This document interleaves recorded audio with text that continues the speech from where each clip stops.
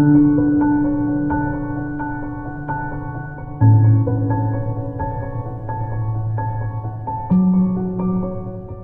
my Nyctophiliacs. I'm Filia Noctis. Tonight, I have 2 stories for you. First up is a short story from Uncle Chrono, and the second story is from Timothy Duran. So sit back, close your eyes, and enjoy the comforts of the dark.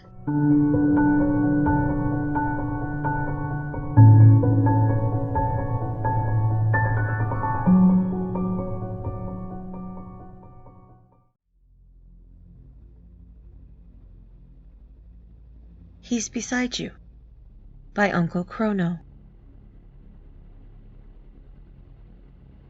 He's beside you. Don't look. He's there, beside you. You can kind of get a glimpse of him out of the corner of your eye. Do not turn your head. Whatever you do, just keep reading. He gets bored easily. He wants you to look. You see, he isn't fully in our realm, so to speak. More like between worlds, so he cannot harm you. Yet. That's why he wants you to look. You gazing upon him bridges that gap for him to cross over. You will begin to hear faint whispers of pleading and begging. Do not listen to them. He will do everything imaginable to get your attention. Just keep reading. I cannot say how long he will stay with you. Just know that he will leave. Eventually. This thing likes you a lot. He senses something in you that he wants. Maybe you have a rare blood type. Maybe you have a large IQ. All I know is that he doesn't hunt just anyone. You might notice he's leaving. Don't turn to check. This is a trick. Once you are certain he is gone, you can go about your business as usual. But be fair warned. Hunters always return.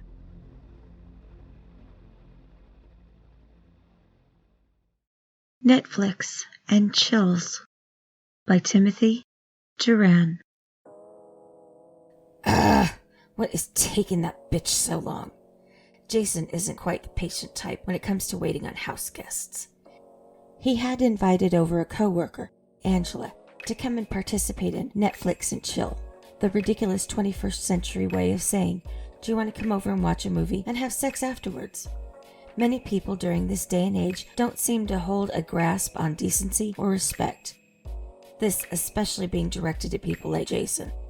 Jason continued to flip through the different movies under his recommended list on Netflix, growing more frustrated with every minute. What the fuck happened to Netflix and Chill? I asked this bitch last night before I left work, and she said that she would think about coming over tonight. Where the hell is she? Jason continued to flick through suggestions that flashed upon his television screen. And after all of that, the bitch still wants to stand me up. I set up dinner and a romantic chick flick to get that bitch in the mood. 3 different packs of condoms to give that bitch some variety. Unaware of how vain and ridiculous Jason sounded, he continued on. I guess I better text that bitch and see where the fuck she's at. Jason picks up his phone and begins to text Angela. Hold up, Jay. You don't want to sound desperate or pissed, then she'll never come. Ease up. Give the bitch a chance to provide an explanation. He started off the text conversation with, hey. Angela's phone quickly responded back. Hey. Where are you? I thought you were coming over today. Oh, I'm sorry about that. I totally forgot. Jason was ready to throw his phone at this point, but he decided to calm himself down. Give her a chance, man. Keep reading. Jason continued reading Angela's text.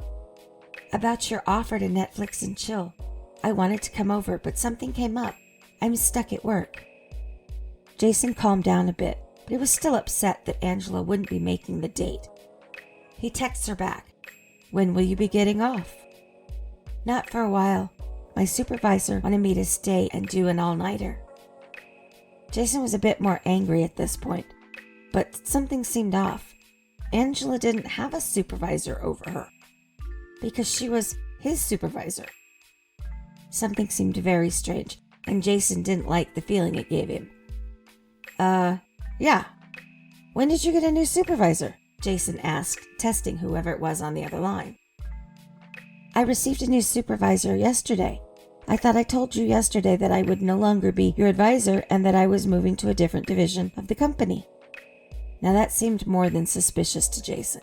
He remembered everything that she had talked about with him the day before, and Angela had no plans to leave the division she was in anytime soon. He decided to press on and ask for a sexy photo. Well, while you're at work, why don't you send me some hot pics? No, Jason, I can't. I could get caught. It's only you there, right? Then there's no harm in showing a little nipple or a panty shot. You owe me for standing me up, right? Jason may have been a disrespectful individual, but he wasn't stupid. He wanted a photo to see exactly where she was.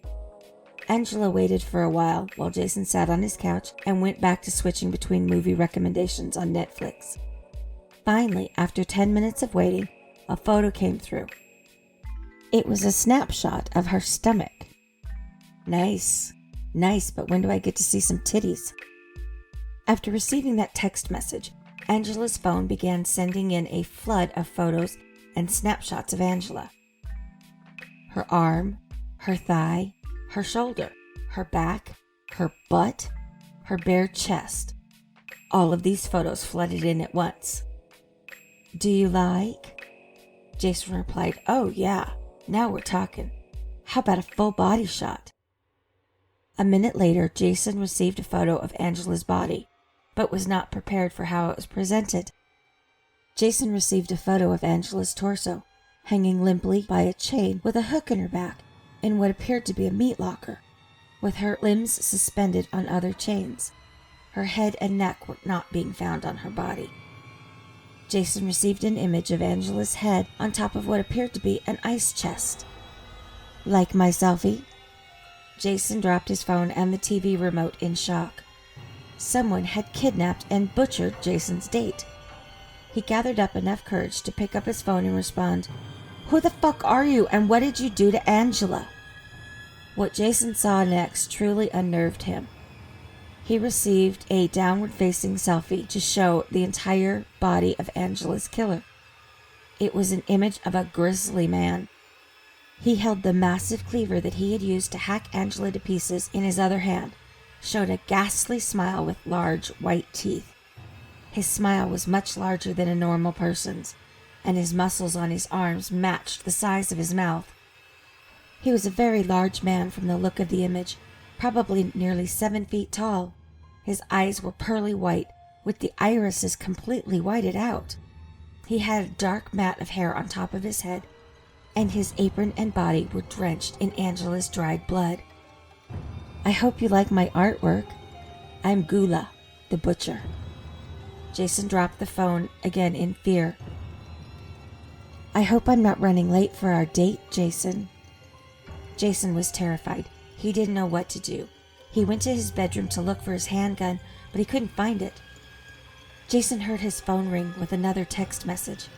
He went back to check his phone. There was a photo with Jason's handgun wedged into the cavity where Angela's neck used to be. There will be no toys on this date. I'm on my way. See you soon.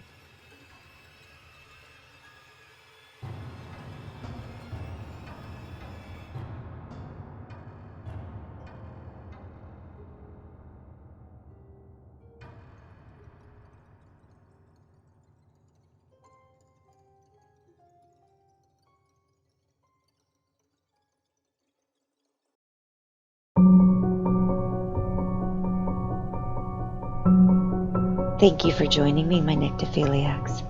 I'll see you soon, and remember to embrace the darkness. Also, don't forget to like, subscribe, and hit the bell icon to get the notifications. And if you're feeling especially kind, share this video on social media. I'd like to take a moment to thank my very special supporters for helping me improve my production abilities.